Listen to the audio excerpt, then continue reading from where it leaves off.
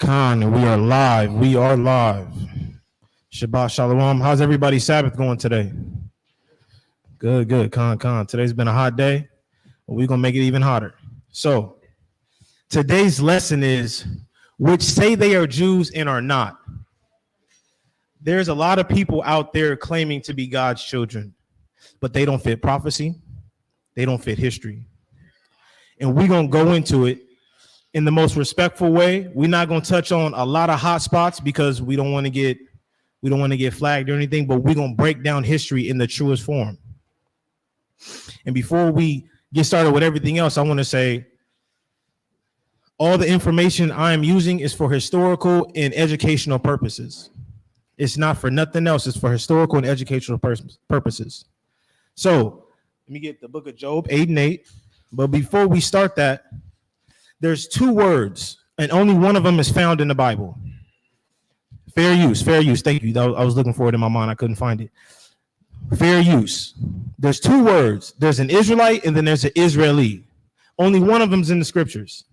I'm going to read you both definitions, and I'm going to show you who's who and what's what. So an Israelite is a descendant of the Hebrew patriarch Jacob. That's the definition of an Israelite, in which it is an Israelite, a descendant of the patriarch Jacob. But an Israeli is a person born, raised, or living in modern Israel. That's all it is, a resident. Now, what does the Lord require of the Israelites? What happened to the Israelites? Why isn't the name Israel here anymore? Why don't the people know about it? So what is the Lord telling us to do to figure that out? Let me get the book of Job, chapter 8, verse 8. Go for it. The book of Job, chapter 8, verse 8. For inquire, I pray thee, of the former age, and prepare thyself to the search of their fathers. He said, prepare the search of your fathers. We need to figure out where we come from. We need to figure out where we've been. We need to figure out what nations we was in. We need to figure out the captivities that our people were in. That's important. We need to search out the history of our fathers. Go back, read it one more time. For inquire, I pray thee, of the former age, and prepare thyself to the search of their fathers. The Lord said, prepare yourself to the search of your fathers, because it's important. Why is it important? Because the Israelites have been trodden down. They have been sent all across the world, and people don't know who they are. They don't know that the Israelites are the so-called Blacks, Hispanics, and Native Americans, but they're called by bywords and proverbs. Let me get the book of Deuteronomy 28 and 37, because the Israelites are the descendants of the Hebrew patriarch Jacob. This has happened to them, and they fit prophecy in history. The book of Deuteronomy, chapter 28, verse 37. And thou shalt become an astonishment, a proverb, and a byword among all nations, whither the Lord shall lead thee. That's why it's important to search out your history, because we're going to be called bywords and proverbs. We're going to be called Hispanic. We're going to be called Native American. We're going to be called so-called Black, African American, all these bywords and proverbs and astonishments. That's why it's important to search out your history. That's why it's important to know where you come from and who you go back to. Because the Lord said, when you disobey me, these things are going to happen to you. So to undo it, search out your history, see who you come from, see who you descend from, so you can get back to the Holy Land. Let me get the book of Jeremiah, chapter 17, verse 4. Remember, we must search out our fathers because we're called by all these other names, not by Yashar Allah.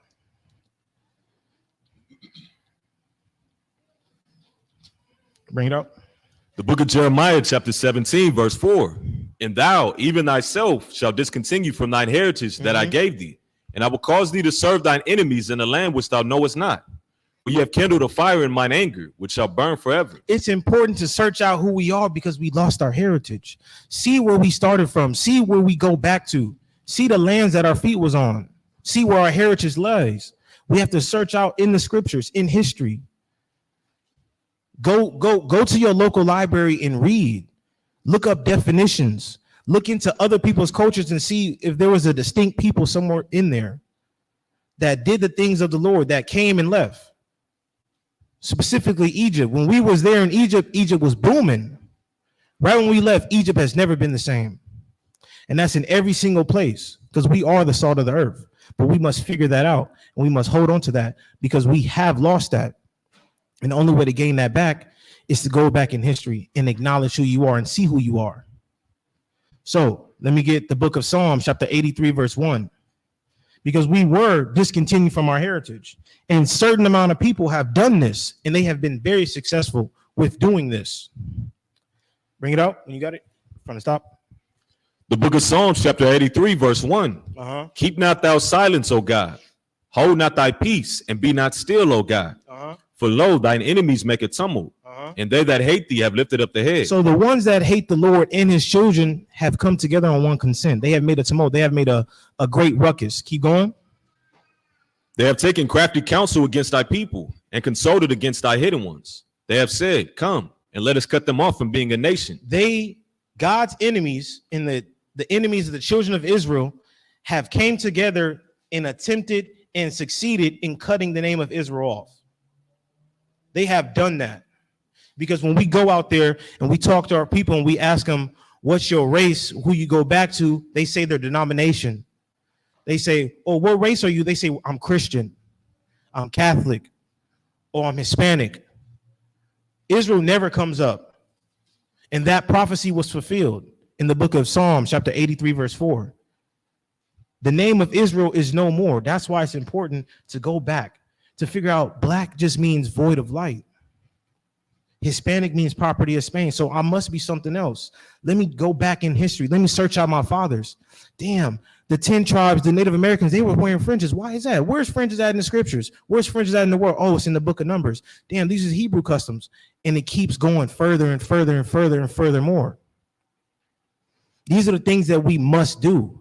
Because there's people in this world, on the eastern side of the world, claiming to be us.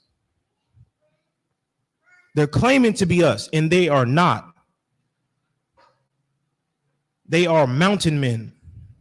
They just adopted something that belongs to us, and we're going to get into that. Finish that out, please, all the way to verse 5. Start from verse 4 to 5. Verse 4 to 5.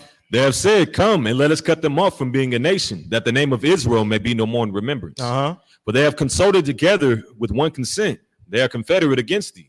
They all came together on one idea and one agreement that they are against the Lord.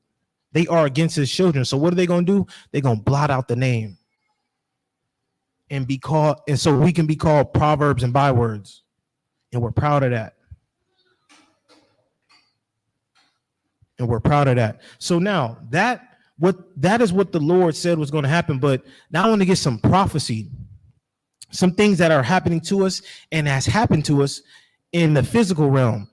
Let me get the book of Deuteronomy 28, 64 and 65. Because this has been something that our people overlook. And the people that call themselves Jews and are not, this has never happened to them. Because in order to be an Israelite, you must fit prophecy, you must fit the curses, you must fit how the description, you must fit all that. You must descend from the man Jacob. That's how you are an Israelite. You descend from the man Jacob and you fit the prophecies to know that you are those people. Let me get that. 64. The book of Deuteronomy, chapter 28, verse 64. And the Lord shall scatter thee among all people from the one end of the earth, even unto the other. The Lord said, I'm going to scatter the Israelites, the descendants of Jacob, to the one end of the earth to the other. That means there's Israelites in Japan, in Australia, in Greenland, in North America, in South America, in Africa, in South Africa, in Europe. All these continents from the one end to the other, the children of Israel are there. That has happened to us. It's called the diaspora. It's scattering of the children of Israel, the descendants of Jacob. This has never happened to the Israeli. And I'm going to prove that in their history. Read that from the top again, 64. And the Lord shall scatter thee among all people from the one end of the earth, even unto the other. And there thou shalt serve other gods, which neither thou nor thy fathers have known, even wood and stone. And when we're in these other countries, which the Lord has spread us to, we're going to be idol worshipers. We're going to be serving Buddha. We're going to be serving Christian. We're going to be serving Islam. We're going to be serving Caesar Borgia. All these other religions that are on the face of the earth, our people are going to be serving them. Keep going. And among these nations shalt thou find no ease. And among the four corners of the earth where the Lord has scattered us, we're going to be serving idols and we're not going to have no rest. We always going to be tired. Keep going. Neither shall the sole of thy foot have rest. But the Lord shall give thee there a trembling heart and failing of eyes and sorrow of mind. So everywhere we're at and everywhere we've been, we had a sorrow of mind. We have a trembling heart. We feared for our lives. We didn't have no stability. Why? Because we've been disobedient to our Father. And he said, if you disobey me, I'm going to scatter you among the heathen to the four corners of the earth. And there you're going to serve idols. And there you're going to fear for your life. That has happened to us. Has that happened to the Ishmael? That has not. That has not happened to the Khazarian. That has not happened. And that's in history. Let me get the book of Deuteronomy 28 and 68. Verse 68. And the Lord shall bring thee into Egypt again with ships. And we know that Egypt is synonymous with bondage. And you don't need Egypt. You don't need ships to walk from Egypt to Israel. You can walk. You don't need ships to go to Egypt to Israel. You can walk. So this Egypt is something different. This is a different place. Keep going. And the Lord shall bring thee into Egypt again with ships, by the way whereof I spake unto thee. Thou shalt see it no more again. And there you shall be sold unto your enemies for bondmen and bondwomen. And when you get off those ships in that place of bondage, you're going to be sold to your enemies for slave man and slave woman. That happened to the Hispanic. That happened to the Native American. That happened to the so-called black. That happened to the children of Israel. When has the Khazarians, because that's what they are, when have the Khazarians went on slave ships, been sold to their enemies? And who are their enemies? They're at the top of the world. They own everything. They own all the medias.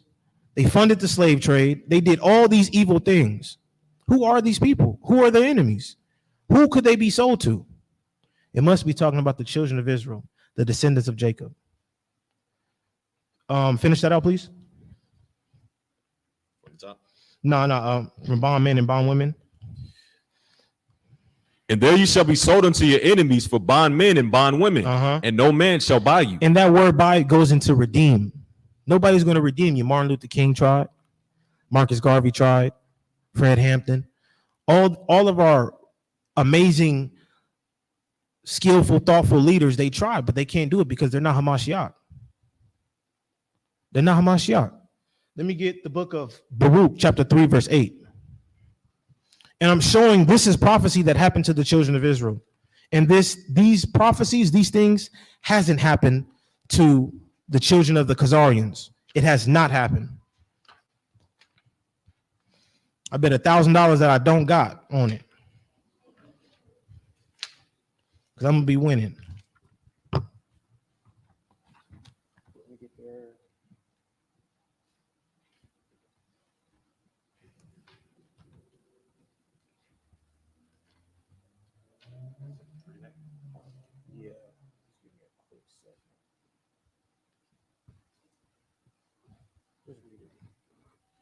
The book of Baruch, chapter 3, verse 8. Behold, we are yet this day in our captivity. The Lord said, we are yet this day in our captivity. Keep going.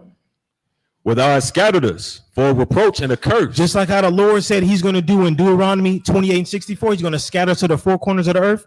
We are yet this day in our captivity. Keep going.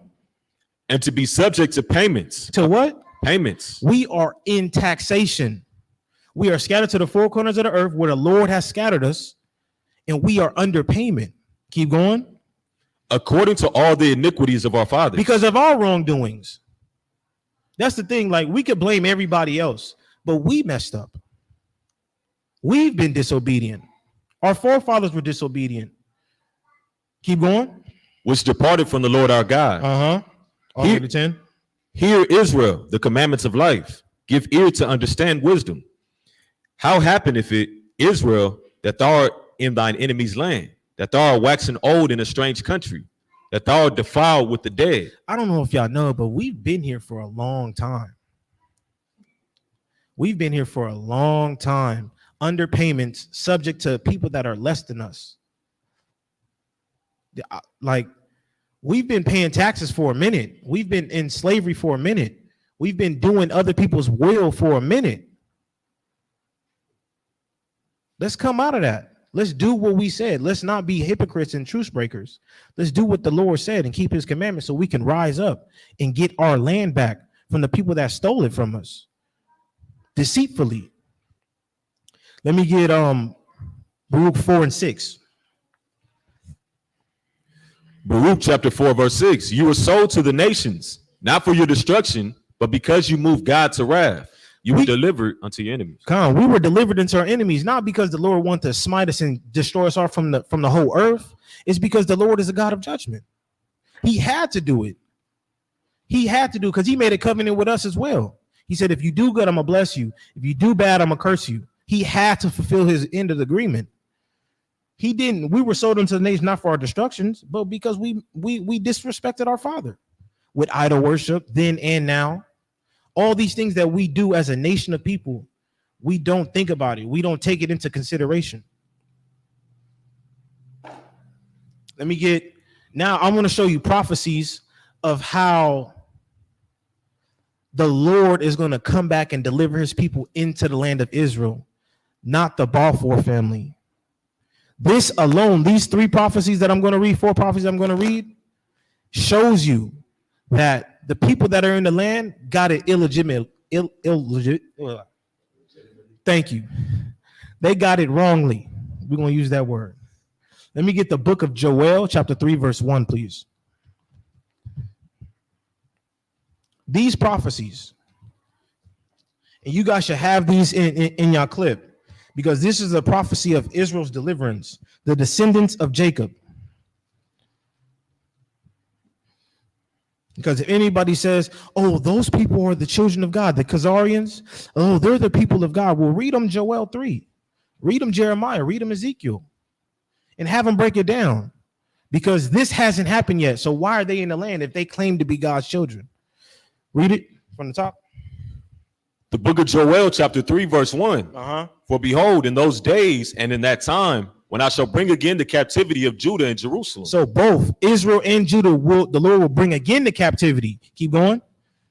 I will also gather all nations and will bring them down into the valley of Jehoshaphat and will plead with them there for my people and for my heritage Israel, whom they have scattered among the nations and parted my land. So the Lord is saying, I'm going to gather the children of Israel and I'm going to gather all the nations that scattered them, and we're going to have a talk. Keep going. And they have cast lots for my people, and have given a boy for an harlot, and sold a girl for wine, that they might drink. Yea, and what have ye to do with me, O Tyre and Zidon? So the Lord's calling out the nations, the main head of the nations that had this part in scattering the children of Israel to the four corners of the earth. Keep going. And all the coast of Palestine. So the Lord said Tyre and Zidon, those are African nations. And the coast of Palestine, those are the Ishmaelites. Those are the Arabs. Keep going. Will ye render me a recompense? And if you recompense me swiftly and speedily, will I return your recompense upon your own So the head. Lord's like, can I get my get back? Can I get my get back for you touching the apple of my eye? Keep going. Because ye have taken my silver and my gold, and have carried into your temples my goodly and pleasant things. The children also of Judah and the children of Jerusalem have ye sold unto the Grecians. They have sold us into the white man, our enemies, the enemy that the Lord said in the book of Deuteronomy 28:68. Keep going. That you might remove them far from their borders. That you might what? Remove them far from their borders. So we are removed far from our borders, and the day of the Lord has not come yet. The Lord has not rescued his people out of the land that he has scattered us. So who the hell are they? Why are they in the land claiming to be Israel, but this prophecy, they just skip over it? They just, this is the Old Testament. They just could skip over it like it doesn't exist. Like us as the children of Israel, we must wake up and we must read our book and we must start questioning things, because this prophecy has not happened. So when you read this and you look at them like, damn, like that's us. We're still in our captivity. The Lord removed us far from our borders. Who the hell are they? Why are they in the land? How did they get it? They've been there for a minute, almost 100 years. What's going on? We must start examining things and questioning things. Keep going to verse 7. Behold, I will raise them out of the place whither ye have sold them. Lord said he's going to do what? I will raise them out of the place whither ye have sold them, and will return your recompense upon your own head. The Lord said he's going to raise us out of the place that we've been sold to. This has not happened yet. So who the hell are they? That's the question. That's the question we must ask ourselves. Who the hell are they? Let me get the book of Jeremiah 50 and 33.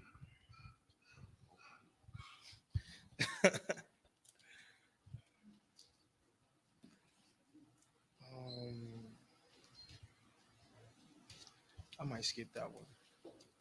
Yeah, let me get Jeremiah 23 and 6 and 8. 23. Yeah, 6 through 8, please.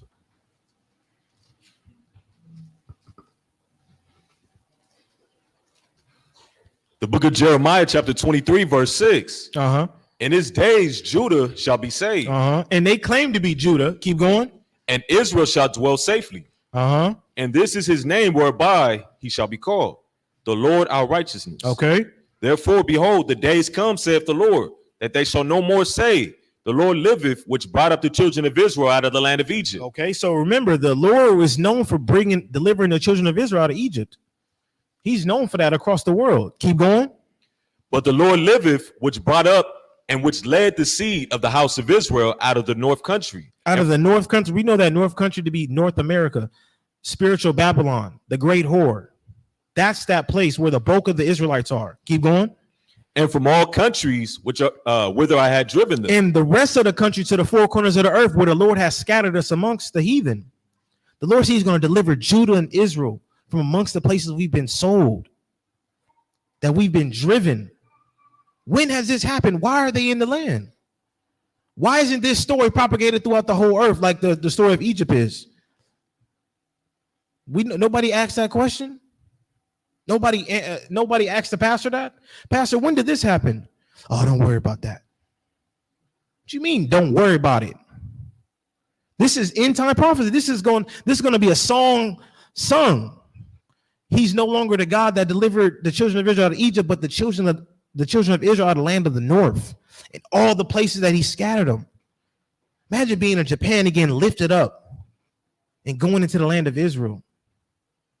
Imagine being in America getting lifted up. And you're a part of that number. You're a part of that salvation. You punched your ticket. You made it through the grace of the Lord.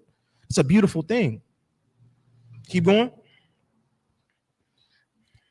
But the Lord liveth, which brought up and which led the seed of the house of Israel out of the north country, and from all countries whither I had driven them, and they shall dwell in their own land. And they shall dwell in their own land. But people are in our land right now, claiming to be us.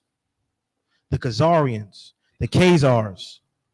And they have a very interesting story. I ain't gonna lie. I was reading it and I was like, damn, I see how they did it. They're very political. They're they smart individuals. They got away with highway robbery. I ain't gonna hold you. So with that being said, I'll show what the Lord says. Search out your fathers, go into the history, get acquainted with who you are. I brought out prophecy showing that the children of Israel are going to be delivered from the four corners of the earth and brought to their land. But we can't do that because we have imposters in our land. So we must figure out who these people are. So the Elder IQ gave me a book, and I've been reading it for a minute. And it's a lot of books that he referenced and a lot of sources that he referenced. And I'm going to read strictly from the book. So,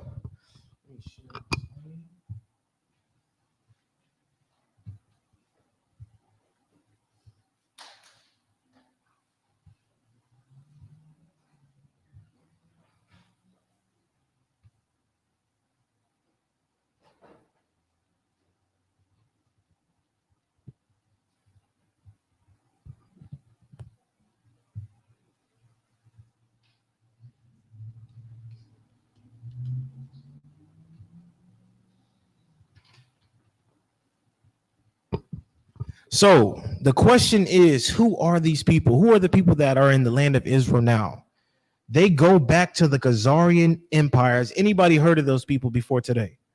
The Khazars. Anybody heard of those? Perfect. So it says the Khazars.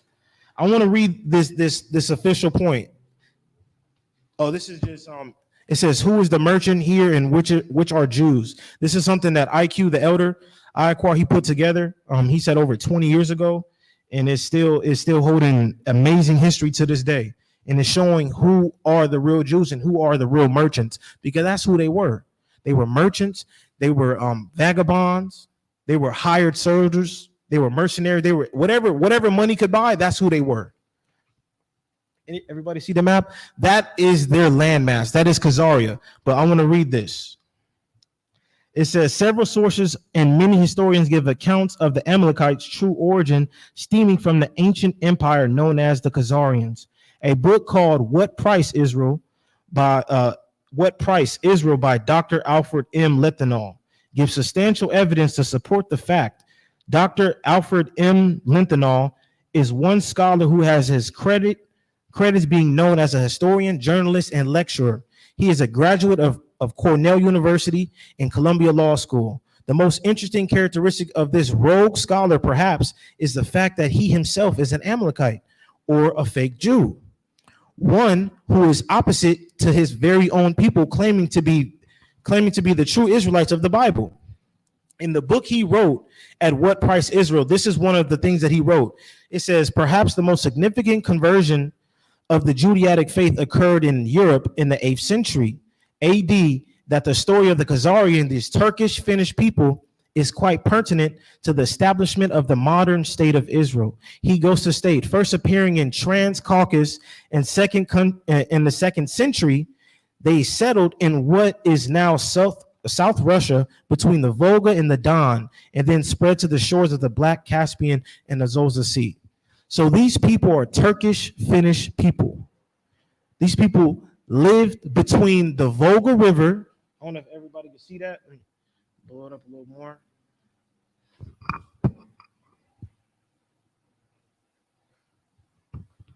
This is where these people originated from, the Amalekites, the Khazars.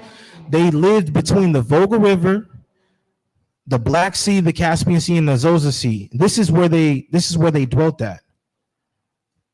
Right, and right below this this purple border is the Caucasus Mountains. So they lived between these areas.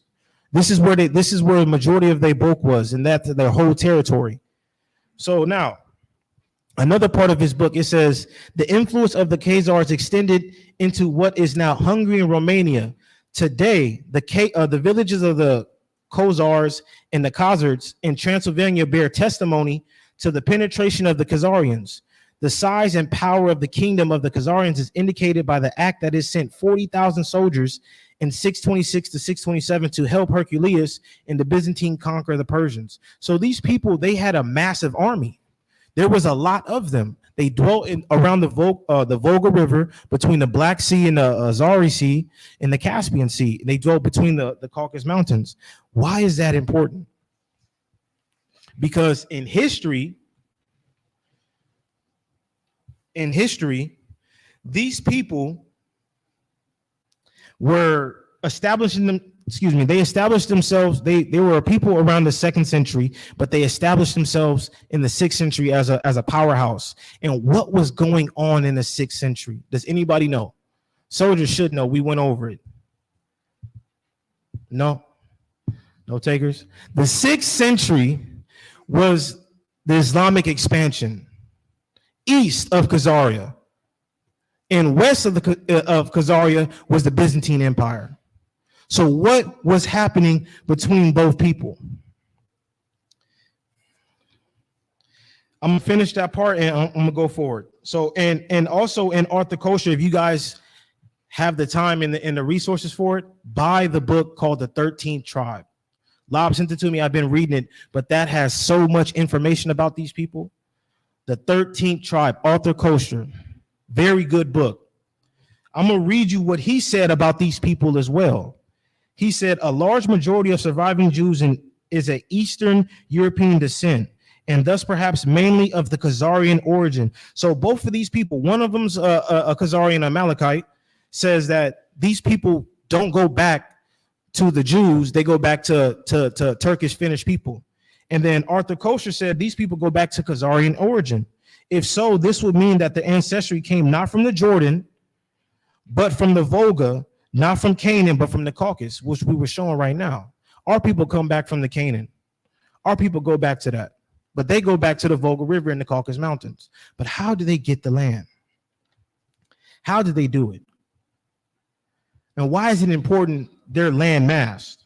So it says, establishing themselves during the 6th century, their land was a buffer between potentially conquering armies of Europe to the Byzantine Empire, as well as preventing the Muslim conquest of Eastern Europe until about the 8th century, when they leaned towards the strength of their conversion. So where they're at, their landmass and their territory was the stopping power between the Byzantine Empire and the Islamic people, the Arabs. They were the middle buffer. They were the ones that stopping them from coming left and stopping them from going right. So now look at this. The Islamic people, they were the Arab people, they were in Islam. In the Byzantine Empire, they were Christians. And the Khazarians didn't have no religion. They didn't have no understanding. So guess what? What does that mean? That you're gonna have to choose up, right? But what the Khazarians do that as well. And I keep forgetting their name. The Islamic people and the Byzantine Empire, they both knew that as well, and they were trying to convert them over. So the Khazarians was like, let's just keep reading. It said, this was an effort to their conversion was an effort to maintain war neutrality, as well as the hope for political and ethical dominance. So their only reason for converting to Judaism or adopting our history and customs is to avoid war. That was the only reason. They picked up our law, statutes, and commandments, our history, to keep balance, to be like, you know what, I want to deal with them, and I want to deal with them. That's the only reason they picked it up. Not because it was like, oh, well, it seems nice to do this. No, they wanted to keep war neutrality. They wanted to be their merchants as they are and dibble over here and dabble over there. It says this was an effort to maintain war neutrality, as well as hope for political and ethical dominance. The 8th century marks the time period of conversion to Judaism by the Khazars. So in the 8th century, 800 years after Christ, this is the marker that these people transferred over. This is the part that these people transferred over, and they adopted Judaism, and they took on our faith. Because we have to remember, by this time, we were scattered across the world. We was everywhere. We was in Rome. We was in Europe. We was in Russia. We was in Asia. We was in Japan. We was in South Africa. We was in Northeast Africa. We was in the Americas. We was everywhere. And we dwelt amongst these people as well. In Arthur Koster's book, in the Jewish Encyclopedia, it says in the 8th, and this is a real thing, and these people tell on themselves, which is crazy, just nobody reads.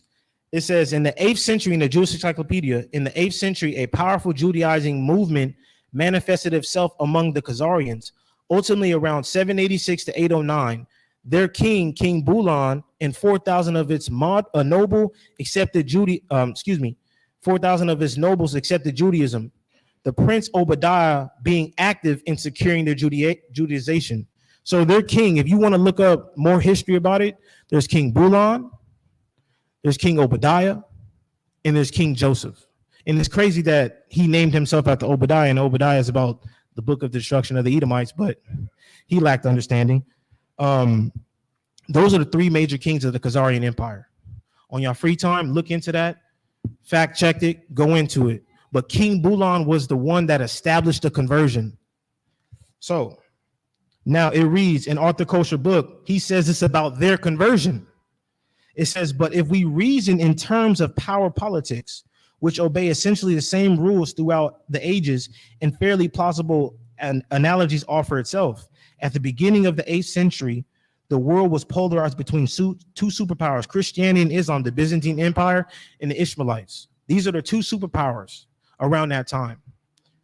It says their ideological doctrines were wielded together to power politics, persuaded by classical methods of propaganda, subversion, and military conquest.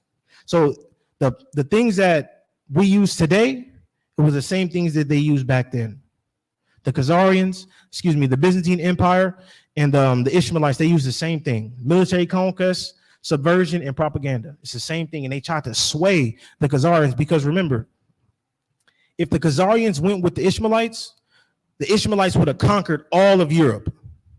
And if the Khazarians went with the Byzantine Empire, the Byzantine Empire would have conquered all of Saudi Arabia and all those places.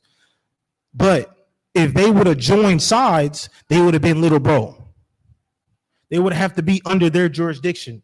And they didn't want that. They wanted to be separate from everybody else. They wanted to be merchants and dibble over here and dabble over there. So they came up with something else. It says, at the same time, the Khazarian Empire represented a third force that proved equal to either of them, both as an adversary and an ally. So if they wanted to get it up with either side, they could have done that. They had the manpower, they had the strength. If they wanted to. It says, but it can only maintain its independence by accepting neither Christianity nor Islam. So only way they can stay independent and not be little bro is by not accepting Christianity and not accepting Islam. That's the only way. Says, for either choice would have automatically subordinated it to the Roman authority or the empire of the Caliph of Baghdad. So like I said, if they would have done that, they would have been little bro to them automatically. Ain't no going back. And they was like, no, we can't have that. It says, there has been no lack of effort by either court to convert the Khazarians to Christianity or Islam. So they was on their backside. It was like, man, look, come over here with us. These same people that are in Israel today, this is what they went through in their history. Come over here with us, join our league, join our people, be subordinate to us, and rule the world. He was like, man, we got our own plans. He reads further in Arthur Koestler's book. He reads further. At the same time, their intimate ties to the Byzantine and the Caliph had taught the Khazarians that their primitive shamanism was not only outdated and barbaric compared to the great monotheistic creeds, but when the Khazarians was looking at both oppositions, it was like, man, our history is outdated. Like our way of living is outdated compared to these monotheistic, meaning the one God religions. It's outdated. We got to do something. And he proceeds to say, barbaric compared to the great monotheistic creeds, but also unable to confer on the leaders the spiritual and legal authority which the leaders of the two theoretical world powers, the caliphs and the emperors, enjoyed. Yet the submission to either creed would have meant submission, the end of independence, and thus would have defeated its purpose. What could have been more logical than to embrace a third creed, which was uncommitted to either of the two, yet represents the vulnerable foundation of both. So it was like they had an idea, they had a genius idea. It was like, let's do something that mirrors both of them, but it's not like them, so we don't have to be amalgamated with them. Bing, let's be Jews. The Jews that are dwell around us, they have one God. They're separate. They're up to date. They're cleanly people. They do all the things that make them stand out. We can copy them and go forward. That's what they did. Hey, Mac, do you mind reading for me?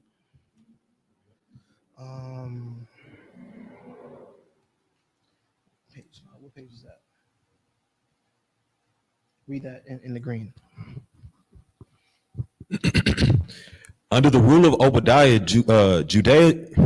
Judaism gained further strength in Khazaria. And remember, in the 8th century, King Bulan converted his people. 4,000 of his nobles converted over to Judaism. But Obadiah took it to another level. Obadiah took it to the next level to establish them and to let the rest of their nation, the Khazarians, understand, like, this is what we're going to do. King Obadiah took it to another level. Another Khazarian. Keep reading. Synagogues and schools were built to give instruction of the Bible and Talmud. A successor of Bulan, who bore the Hebrew name Obadiah, was the first to make serious efforts to further the Jewish religion. And just finish off the green highlight. Okay. Keep flip the page and finish off the green at the top. Okay. Oh, my bad.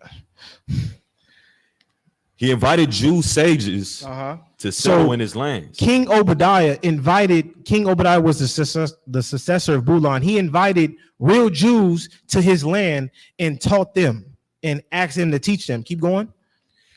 Rewarded them royally and introduced a divine service modeled on the ancient communities.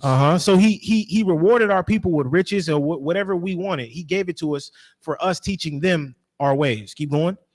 After Obadiah came a long series of Jewish shagans, rulers, For according to a fundamental law of the state, only Jewish rulers were allowed to ascend the throne. And where does that come from? Is the precept in there? Yeah, Deuteronomy 17. Breathe that out, because ain't that's the audacity of the devil.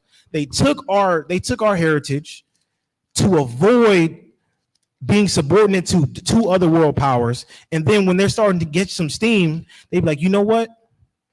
Only our people could be kings over us, which is the law in the scriptures, which the Lord tells us. But they took it and ran with it and just multiplied it. Keep going. Read that out. Deuteronomy chapter 17, verse 15. Thou shalt in any wise set him king over thee, whom the Lord thy God shall choose, one from among thy brethren. Thou shalt set king over thee. Thou mayest not set a stranger over thee, which is not thy brother. And they kept that same understanding. They was like, look, only Khazars are going to rule over us. No other nation. I don't care how influential these Israelites are. Only the Khazars are going to rule in Khazaria. And they got that from the scriptures because they adopted Judaism in the 8th century and they went forward with it. So now go to page 8.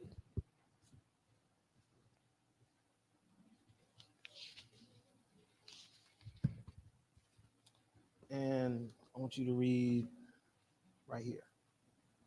Part 2. Yeah, part 2. So after their conversion, after the 8th century, something important happened. Because remember, we still have the Islamic expansion. It stopped around 636 AD. But they're still around. They're still having garrisons here and garrisons there. They still have a little power. Something very important happened. I want you guys to write down and look up the Khazar correspondence, because this showed you, and this is one or two evidence that people around them didn't acknowledge them as Jews, didn't acknowledge them as the children of God. Read that. Approximately 954 to 961, an episode known as the Khazar correspondence took place, which further disproves the Amalekites' claims to be the true Israelites. Okay. This is an exchange of letters between Hasdai, Ibn Shaprut, and King Joseph of the Khazarian Empire. And I remember I said King Joseph. King Joseph came after Obadiah. So this is a letter written to King Joseph by Hasadi. Keep going. That's Hasadi. No, I mean, that's how I read it.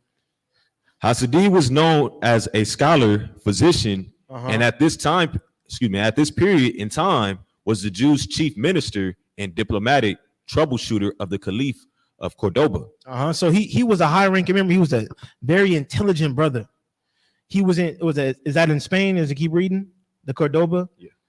He was a physician. He was a ruler. He was a scholar that ruled over a place in Spain.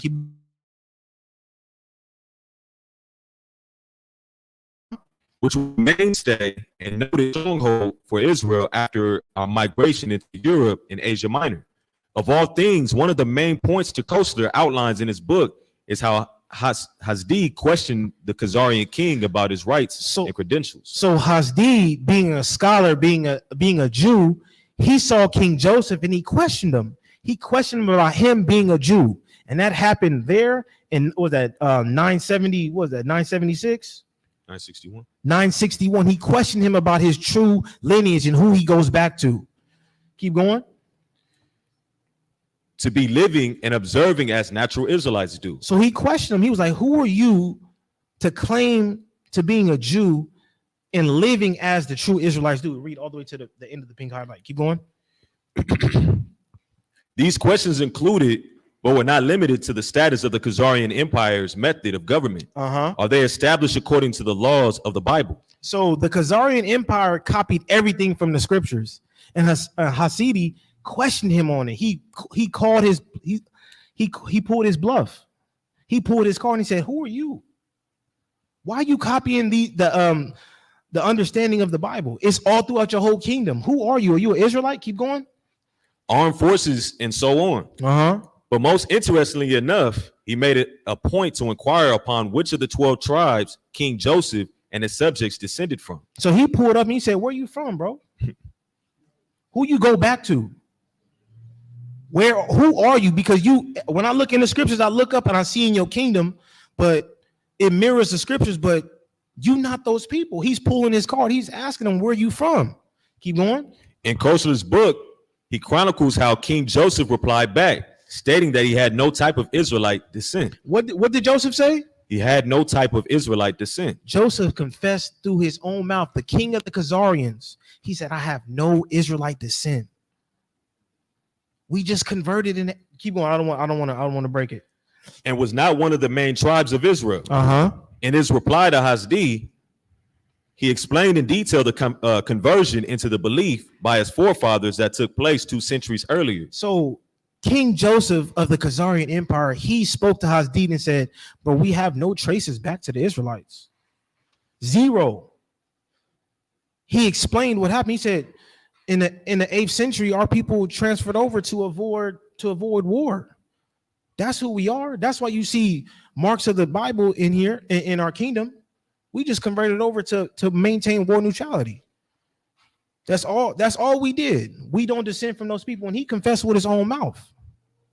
But people don't look up this history. That is in the Khazar correspondence. That is a letter to their king. And he confessed with his own mouth in the conversation. But people overlook that. This is a major thing in history. This shows you who those people are today in Israel. They're Khazarians. They're Turkish Finnish people that dwell in the Volga, between the Volga and the Caucasus Mountains. Keep reading. Actually, now after that happened in the 9th century, remember all empires fall. Let me go to page 10 and read A through C.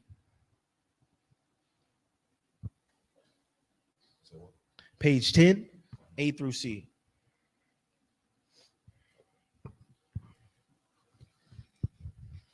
There were a series of wars and political gesturing that led to this event, starting with the fall of the Khazarian Empire. So now we established that they became a people in the 6th century. I mean, in the 2nd century, known in the 6th century.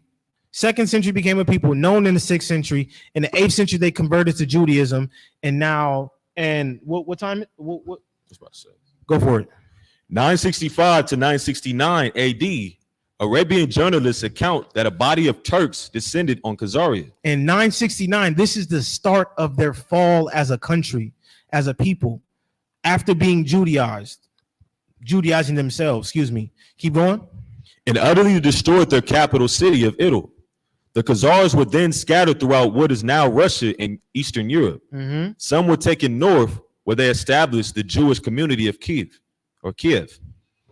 Others returned to the Caucasus. Many Khazars remarried in the Crimea. Start from the top. My bad. Start from the top. Of A, right here at the numbers. Okay. 965 to 969 A.D. Arabian journalists account that a body of Turks descended on Khazaria. So outside people, the Turkish people, they descended on the Khazarian Empire. Keep going. And utterly destroyed their capital of Idil. And destroyed their main city. Keep going. The Khazars were then scattered throughout what is now Russia and Eastern Europe. Some people will say, well, there's a scattering. These people were just scattered through Europe.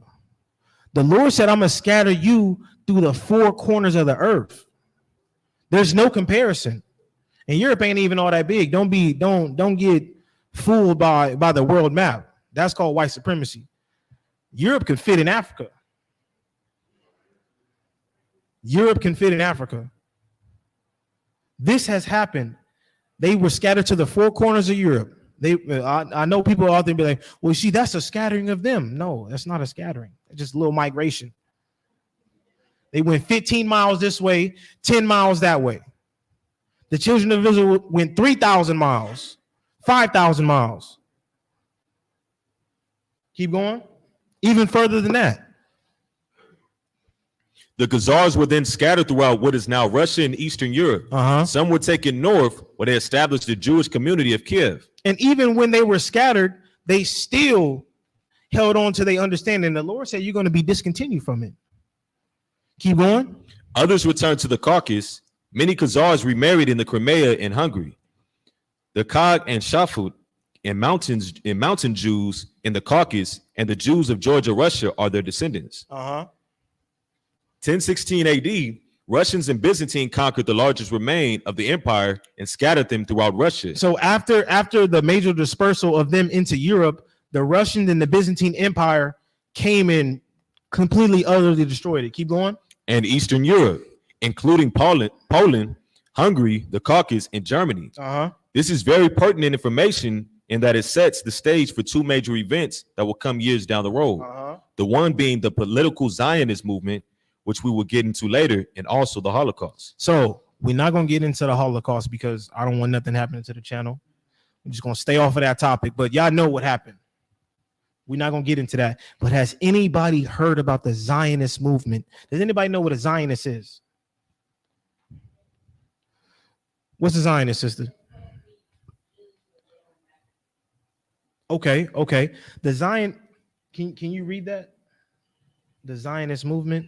Where is that? It should be right there. Actually, Oh, I found it. be patient. Read the pink highlight. So remember, they got scattered throughout all of Europe, and this is an important information that was a benefit to them because now they're set up about 800, 900 years down the road for a major event that has been going on from then to now. Keep going. That is until about the late 1800s Uh-huh. when a group of Jewish youths started a movement known as. Did you finish C? Because it's talking about Genghis Khan as well. Did you finish C? No. All right, finish that. My bad. I jumped the gun. My bad. Keep going. In the mid 13th century, there was hosted the final devastation of the Khazars Empire by Genghis Khan. This event, coupled with the viral epidemic that spread known as the Black Death Uh-huh. of 1347 through 1348, succeeded in smashing the remnant of these people and scattering them to the eastern edges of Europe. So you see, it keeps saying Europe. So in 1347, this was the end of their estate. And after that, Genghis Khan smashed them, and then the Black Death came. These are real life historical points. These people were scattered, and once again, it says scattered to the furthest parts of Europe. They didn't go to Japan. They didn't go to Asia. They didn't go to Africa. They didn't go to the Americas. They didn't go to the islands. They stayed their asses in Europe. Keep reading the pink highlight. Now, look, with that being said, their dispersal, they came up with an idea in the 1800s about the Zionist movement. I want you to read the pink all the way to the green. That is until about the late 1800s when a group of Jewish youths started a movement known as political Zionism Uh-huh. to liberate and establish themselves separate from the confines and treatment of the powers that had governed in Europe at that time. So a couple little Khazarian boys in Russia, they was like, man, we got this history. We've been keeping these laws for a long time. We need to be separate from these people. And they had a light bulb moment. Said, ding, we need a movement. And they called it the Zionist movement. This is the beginning of the end for these people. Keep going. So what is Zionism? What is Zionism? We're gonna get the official definition. Keep going. Well, according to the World Book Encyclopedia, Zionism is a movement aimed at establishing a national Jewish state in Palestine, the ancient Israelite homeland. Active Zionism began in the 1800s and led to the establishment of these people in Israel. So Zionism is establishing the land of Canaan as a Jewish state, becoming their own people, having their own land. This is what they wanted. And that was the Zionist movement. And it's still happening today because they still fighting there. But that's prophecy as well. Let me get the book of Micah, chapter 4, verse 10.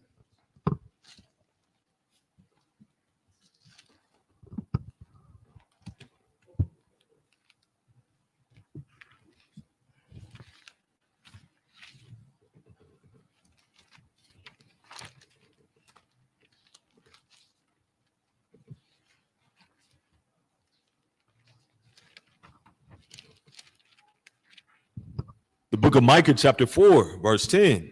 Be in pain and labor to bring forth, O daughter of Zion, like a woman in travail. For now shalt thou go forth out of the city, and thou shalt dwell in the field. So the Lord saying we're going to disperse from our city, and we're going to go into the field. The field is the world. Keep reading. And thou shalt go even to Babylon. Where we are now. There shalt thou be delivered. Uh-huh. There the Lord shall redeem thee from the hand of thine enemies. So remember, the Lord keeps saying he's going to deliver us. He's going to deliver us. But these people didn't get delivered by Yahweh Shai. They got delivered by the Balfour family. Last time I checked, that ain't Christ. Keep reading. Now also many nations are gathered against thee that And- say, Keep going. let her be defiled, and let our eye look upon Zion. So the Lord said, all the rest of our nations look upon us, and they look at us with disgust. They say, look at them. They laugh at us, they mock at us, they scorn at us. And after they're done looking at us, they looking towards our land. And this is exactly what these people did with the Zionist movement. In the 1800s, they came up with this idea to take Israel. They were looking towards our land. Keep going. But they know not the thoughts of the Lord, neither understand they his counsel. For he shall gather them as the sheaves in the floor. Uh-huh. Arise and thresh, O daughter of Zion, for I will make thine horn iron, and I will make thy hoofs brass, and thou shalt beat in pieces many people, and I will consecrate their gain unto the Lord, and their substance unto the Lord of the whole earth. So the Lord said, all these people that mock us and scorn us and look towards our land to have it for their own possession, he's going to gather us up and he's going to make us into war vessels and he's going to smash them through us. This is what's going to happen. Now, I want to read more about the Zionist movement.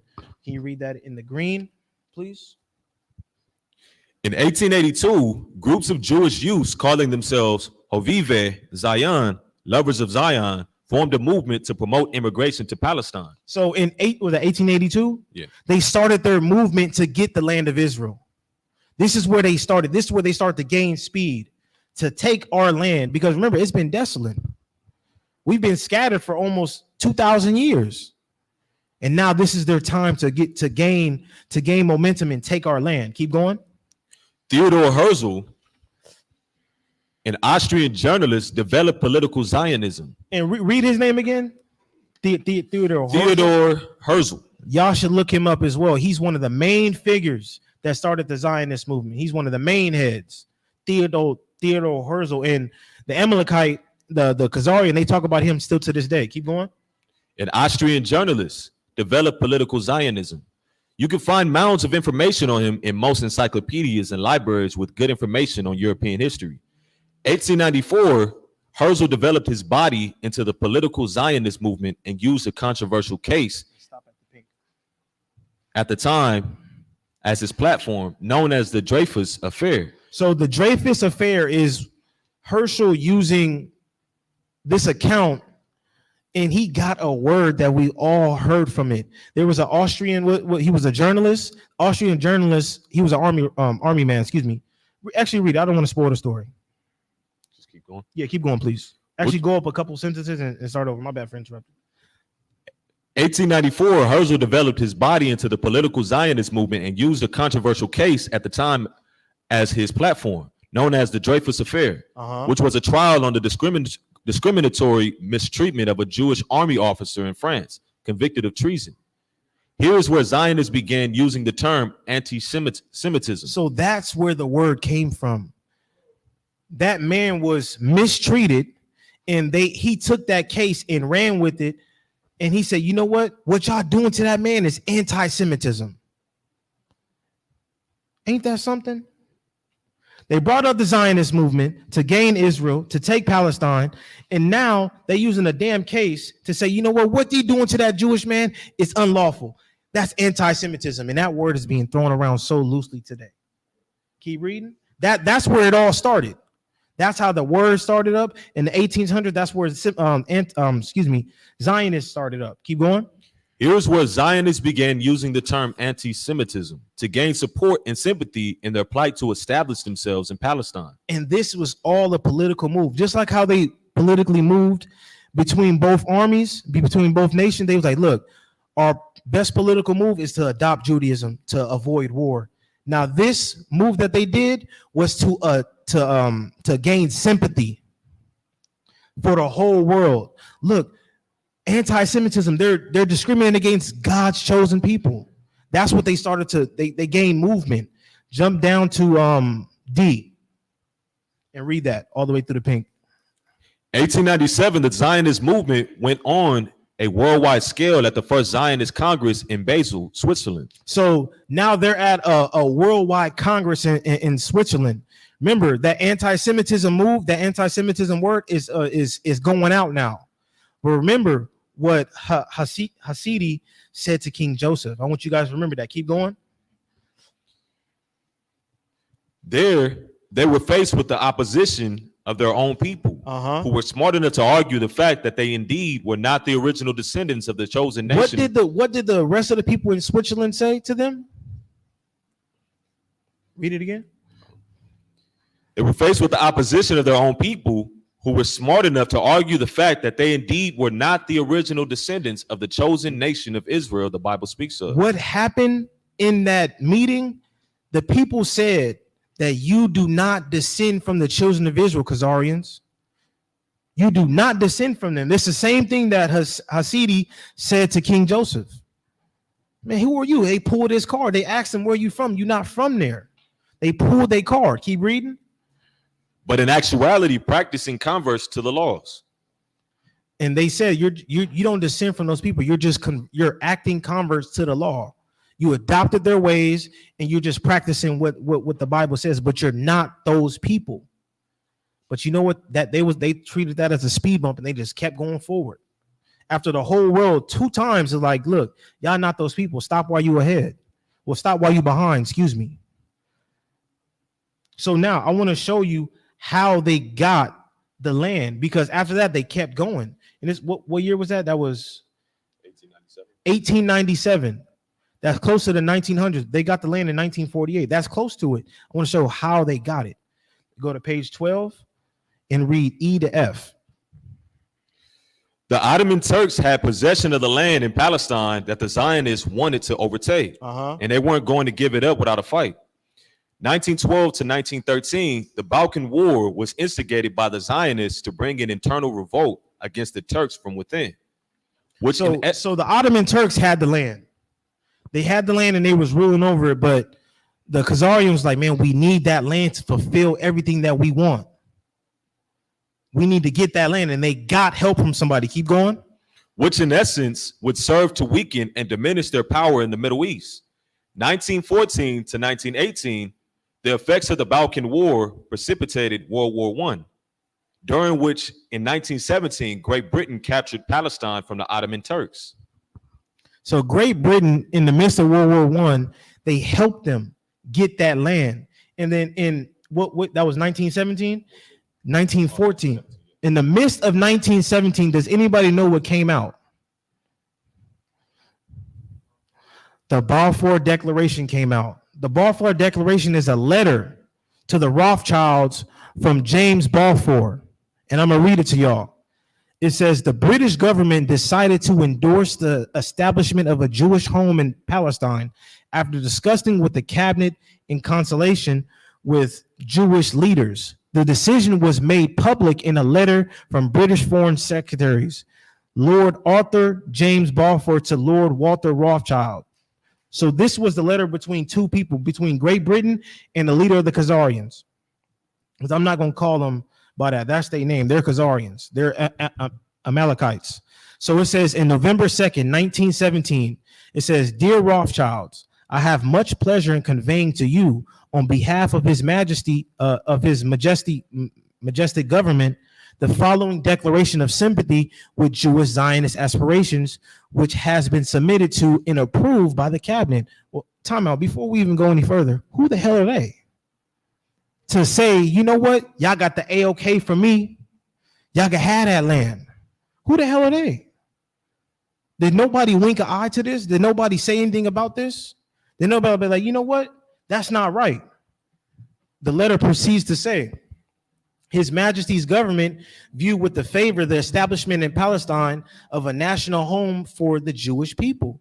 So what they accomplished, what they wanted in the 1800s, is coming to pass with the Zionist movement, to have Israel as a Jewish state, as a Jewish home for them, and will use their best endeavors to facilitate the achievement of this object. It being clearly understood that nothing shall be done which may prejudice and civil religious rights of existing non-Jewish communities in Palestine, or the rights and political status enjoyed by Jews in any other community. They're like, man, we're gonna have your back through thick and thin. We're gonna back you up. We're gonna do everything in our power to get you there. The Great Britain destroyed the Ottoman Turks out of the land, and they moved them in the midst of World War I. they AOK'd to move them in World War I through this letter between two white people. Because that's all they are. White people with religions. That's it. Now, can you read is G, Pink G? So with that being said, you read all the way to F as well? Yeah. Now read Pink G, please. There was a quote by Gamal Nasser, who was president over Egypt as well as the United Arab Republic at the time, in which he stated, when the Jews left, they were dark-skinned people. How can they return white? 1920 to 1930. And that is the president of Egypt. He said the Jews left black and they came back white. What the hell is going on? And they've been enemies ever since then. Everybody on the east side of the world knows that the Jews are melanated people, that the Israelites, the descendants of Jacob, are melanated people. But the Khazarians just say, F it, man. We got the backing of Great Britain. We've been keeping these laws, statutes, and we've been keeping this conversion for so long. We might as well be the people. Let's get the land as well. That's their understanding. You see? And that's the problem. And nobody questions that. Nobody says, you know what? This is not right. Nobody goes against it. 13. Read that, Pink. Read the Pink. And nobody goes against it, but now we can look at it in this sense. Why Israel? Why be called by these people? Why not have a major region in Europe? Why the land of Israel? Remember, they're using that word anti-Semitism to gain sympathy, to get the victim card rolling. That it all plays hand in hand. It all plays hand in hand. Keep going. Why then were the leaders of the Zionist movement insisting upon a Jewish state in Palestine and nowhere else? If half of Europe would have been offered to these Zionists, they would still rather have the small barren land of Palestine. Why though? If all of Europe was offered to them, why would they still want Israel? It's all a ploy. It's all sympathy. It's all a deception. Keep going. Why? It is partly because the Amalekites are incapable of existing on their own. Okay. But in Palestine, they could draw support as God's chosen people returning to Zion. They can hide under the moniker of God's chosen people has returned to the land.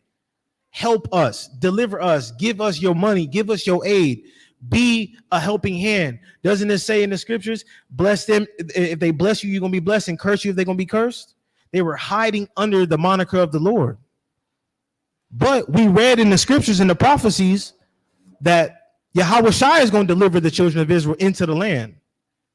But the Balfour family delivered them, but nobody says nothing. Keep reading and read all the way to the end of yellow. There clearly would be great political and financial leverage to be had by possessing the ancient high places of the true Israelites. And it's the same thing then, it's the same thing now. It was a political move. They want Israel because they can have all the ports. They're between all the countries. Everybody's going to come to them. Everybody's going to have to move through them to make some money. It was a political move, just like how they was between the Volga and the Caucasus. They want to stay allegiance with Byzantine Empire and stay allegiance with the Ishmaelites. It's the same thing now. They wanted Israel for a political move, for sympathy. This is how these people that claim they are Jews and are not got our land, because it belongs to us. Keep reading. The leaders of the Edomites, the biblical name for the so-called white man, did have a plan. As the counterfeit Israelite people, they could use their cover to fulfill Edomite goals, not Israelite ones. Here's a direct quote from a book called The International Jew. Zionism is the best advertised of all present Jewish activities and has exerted a greater influence on the world than the average man realizes. Because of the admixture of the religious sentiment, it would be rather difficult for a certain class of people to scrutinize modern political Zionism. They have been too well propagandized into believing that political Zionism and the return promised by the prophets are the same thing. So they're saying nobody can say nothing against this movement because it's backed by the scriptures. God's chosen people has returned. And in reality, it was covered by Zionism. It was covered up and masked as Zionism. The children of Israel are still in captivity. Read that again. They masked the covering in the prophecy with Zionism. And Zionism is the ploy to bring the Khazarians into the Jewish state again. Keep going and read from the book as well. What book it came from? I'm about to read it. Yeah. The International Jew. Zionism is the best advertised of all present Jewish activities and has exerted a greater influence on the world than the average man realizes. Because of the admixture of the religious sentiment, it would be rather difficult for a certain class of people to scrutinize modern political Zionism. They have been too well propagandized into believing that political Zionism and the return promised by the prophets are the same thing.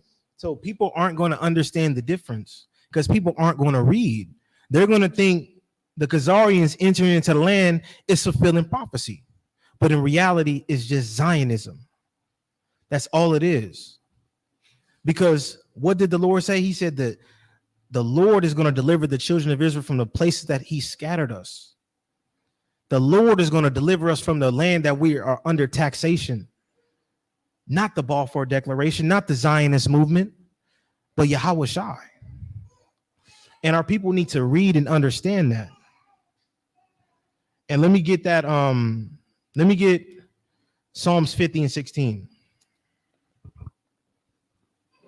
That's how they got the land, through the Zionist movement, through sympathy, through playing the victim, and through strategic powers, being aligned with Great Britain, being aligned with America, being funded by these people. This is how they got the land, and this is how they're still in the land. Keep going. Let me get Psalms 50 and 16. The book of Psalms, chapter 50, verse 16. But unto the wicked God saith, what hast thou to do to declare my statutes, or that thou shouldest take my covenant in thy mouth? So what did the wicked do to take upon, like, who are they? Like, read that again, because the wicked are very proud in this, in taking our covenant in their mouth. Read that again for me. But unto the wicked God hath said, what hast thou to do to declare my statutes? The Lord is saying, who are you to keep my Sabbaths, to keep my dietary law, to keep how the city should be run and the cities of refuge? Who are you to take these things? Keep going. Or that thou shouldest take my covenant in thy mouth. Who are you to part the land and be like, this is mine now? Who are you to do that? The heathen are very proud in their heart. Is that Obadiah? Thy heart have deceived thee? Can you read that?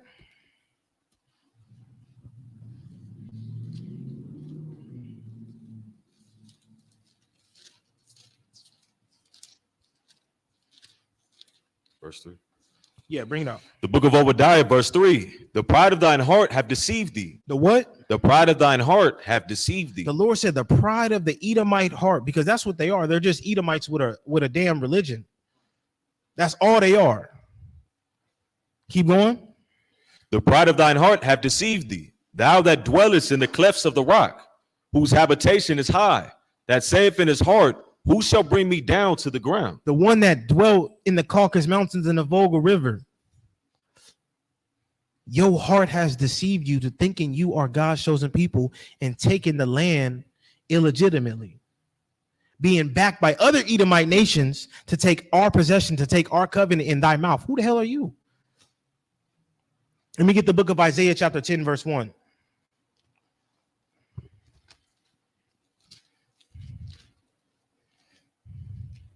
Because the Balfour Declaration, the Balkan War, all the Zionist movement, anti-Semitism, these are all unrighteous decrees. And the Lord has something against that. Keep going.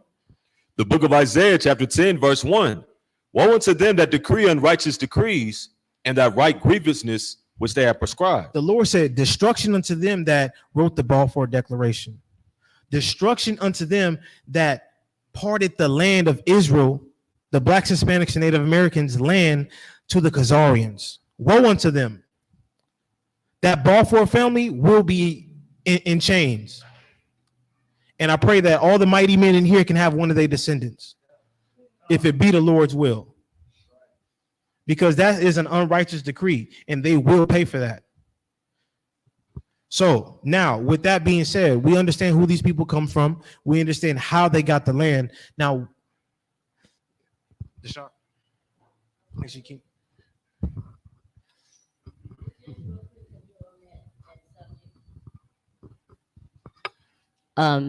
The thing that I sent you is just from a what do you call it? Oh Lord, it just left my mind. The reporter was talking about how they was doing and how they were claiming anti-Semitism and how they keep changing it up, and she showed all the court documents that shows them never explaining what anti-Semitism Semitism is. So that's what I was just sending, because it was on there, and that it's got to do with the abusing. Yes. No, I mean, because they say anti-Semitism is hatred toward Jews, but aren't we all Shemites? Everybody in here is Shemites. The white man is a Shemite. The Arabic man is a Shemite. The Japanese man, the Korean, they're all Shemites. So are we characterizing definitions now to fit our agenda, or are we going to stick to the truth and what the truth says? Because anti-Semitism is a broad spectrum with a lot of people in it. But like the sister said, and I didn't get the message, but I hear what you're saying. They're conforming these definitions and lying to only set them as the only Shemites on the world, which is blasphemy. It's a damn lie. Because Arabs are Shemites. Asians are Shemites. White people are Shemites. They descend from Shem. We are Shemites. We descend from the man Shem, but we come from the line of Israel. And that's the difference. They don't. They come from the line of Esau, from Amalek, from Khazariah, and now they are Israelis, citizens. That's all they are. They're citizens of Israel. That's it. But we are the true descendants. And what does the Lord require of the true descendants so we can get our heritage back and we can get our inheritance back? Bring it out. Oh, I was just wondering I don't know if you already mentioned it, but if you can tell us the name of the book that you're reading. Oh, yeah. So this is a pamphlet that IQ put together. Now, the books that I was reading from, some of the books was What Price Israel, 13th Tribe, and the International Jew. But this is the book, the pamphlet that the elder IQ put together. Very beautiful pamphlet. And he did it about, he texted me the other day. He said about like 20 years ago. So this has been around for a minute. But the books that I was reading from here that he was quoting from is the International Jew, At What Cost Israel, and the 13th Tribe. If anybody can get their hands on them, all praise to the Most High. We could go forward with that. I could try to make copies for this and give it to everybody. But like I was saying, what does the Lord require from the Israelites, the descendants of Jacob? Let me get the book of Deuteronomy 10 and 12. The Lord doesn't require this from the Israelis because they're illegitimate children. They don't belong to the Lord. They never had the covenant and they never will. Read it when you got it. The book of Deuteronomy chapter 10, verse 12. And now, Israel, what doth the Lord thy God require of thee, but to fear the Lord thy God, to walk in all his ways, and to love him, and to serve the Lord thy God with all thy heart and with all thy soul, to keep the commandments of the Lord and his statutes which I command thee this day for thy good. That's all the Lord requires of us, to fear him and to do as he asked. It's simple. And we get to dwell with Yahweh Shai and the Most High in the land that the Lord has promised us. Me and Iran was on the phone a couple of days ago, and we was going over the actual allotment of what we're supposed to have. And it's crazy how much space and how much of the world is ours. The whole world is ours, but the kingdom of heaven, where we're going to be dwelling at in our true land, it's so much. It spreads down all the way to damn near South Africa, go as far as Iran, and it goes past Turkey. That's all of us. How we get it is to obey what the Lord said. It's just that simple. Acknowledge your offenses, keep the commandments, and stop sinning against the Father. and believe in Hamashiach as it is written. Because no, Christ is not a white boy. He is a melanated man from the tribe of Judah, and he is here to save the children of Israel from their sins. Let me get the book of 2 Chronicles 7 and 14.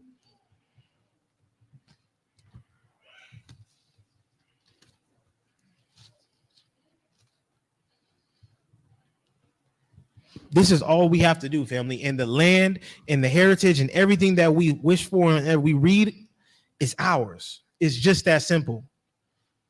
All blacks, Hispanics, and Native, so-called blacks, Hispanics, and Native Americans, Salvadorians, Ecuadorians, Brazilian, Chilean, Hungarian, was it Uruguay, Belizean, everybody that's scattered across the world that's going by European or Spaniard, but they descend from the children of Israel.